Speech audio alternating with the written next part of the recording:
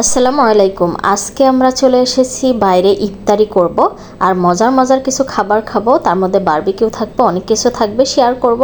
তো আসার পরে প্রথমে এখানে তো প্রচুর খাবার দাবারের দোকান, মানে পুরো এই জায়গাটা খাবারের দোকান। এটা হচ্ছে মিরপুর 14-তে। তো আমরা প্রায় সময় আসি এইখানটায়।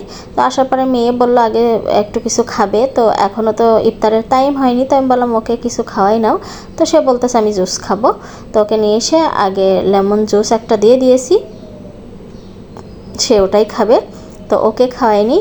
আর ইফতারের টাইম হলে তো আমরা ইফতার করবোই। দেখা যায় বাসায় প্রতিদিন ইফতার তো করি, বাট মাঝে মধ্যে একটু ডিফারেন্ট সব সময় আমি পছন্দ করি।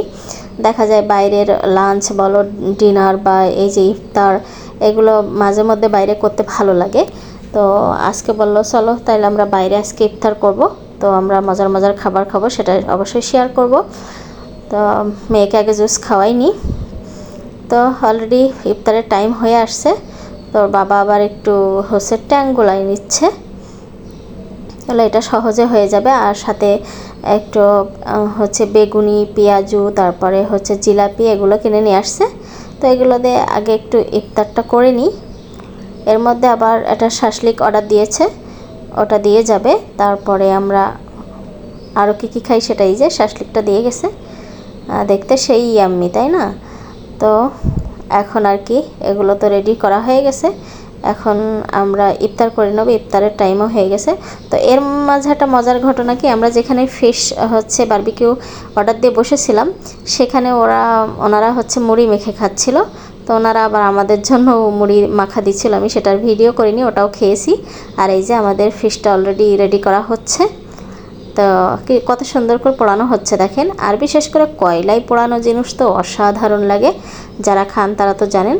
তাই তো আমাদের ফিশ চলে আসছে, আর বলেছিলাম একটু স্পাইসি করে দিতে, তো দিয়েছে। খেতে অসাধারণ লেগেছে। আমার হাজব্যান্ড আবার সাথে লুচি নিয়েছে, আমি বললাম না আমি এগুলো খাবো না, আমি শুধু বারবিকিউ খাবো। সাথে সস দিয়ে দিয়েছে।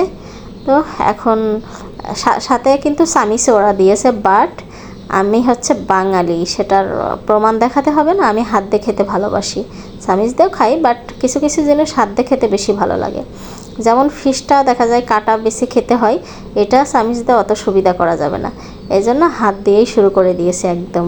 ওর বাবা মেয়েও শুরু করছে, আমিও ওই যে হাত দিয়ে। আর সত্যি বারবিকিউ যে কোনো জিনিস আমার খুবই পছন্দের।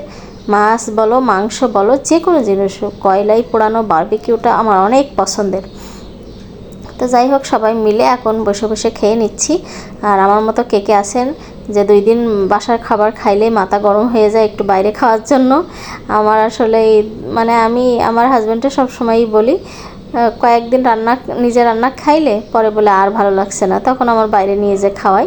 তো এটা আমার সাথে সব সময় হয়, জানি না অন্য কারোর সাথে হয় কি না।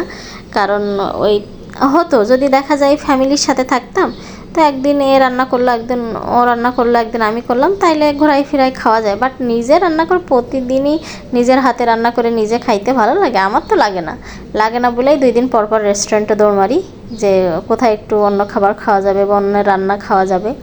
এই হচ্ছে কাজবাজ। তো যাই হোক, সবাই মিলে আমরা খেয়ে নিয়েছি অলরেডি। এই যে আমার মেয়েও দেখেন, ও কিন্তু ও ঠিকই চামিচ দেখাচ্ছে। আমার মেয়েরা একটু অন্যরকম লেভেলের, মানে ভিআইপি লেভেলের। তো এই তো আমাদের খাওয়া দাওয়া শেষ এখন আর কি। কেমন লেগেছে আমাদের এই ছোট্ট একটা ভিডিও, সবাই কমেন্ট করে জানাবেন। ভালো থাকবেন, আমাদের জন্য দোয়া করবেন। আল্লাহ হাফেজ।